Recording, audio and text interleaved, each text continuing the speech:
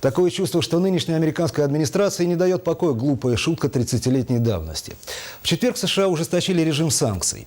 Между тем, по данным ВЦИОМ, Всероссийского центра изучения общественного мнения, 92% россиян уверены, что лично их санкции никак не коснулись. 62% думают, что и в целом по России ограничения ничего не изменили. Однако 30% сограждан полагают, что последствия для страны уже наступили, причем 15% считают последствия негативными, а другая половина – улучшающими ситуацию.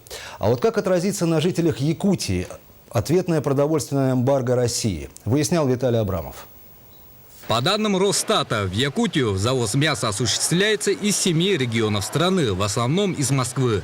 Общий объем завозимого мяса составляет 62% от общего количества потребления, где доставка из регионов составляет половину. А доля зарубежной мясной продукции из Дании, Германии, Бельгии и Парагвая составляет 11%. За первое полугодие текущего года в республику было ввезено у нас 24 тысячи тонн мяса и мясопродуктов, также 58,6 тысяч тонн молока и молочных продуктов. Доля импорта в данной группе товаров с продовольствия составила 0,1% по мясу и мясопродуктам и 0,4% по молоку и молокопродуктам.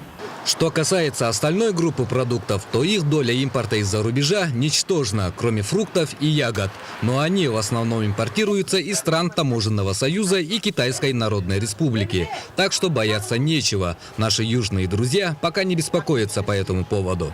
Арбуз казахстанский, дыня Ташкент, летние товары. А зимой из Евросоюза или Америки что-нибудь везете? Зимой, да, конечно. Какие фрукты, овощи? Апельсины, мандарины, бананы, Эквадор, гранат, яблоки разные новозеландские.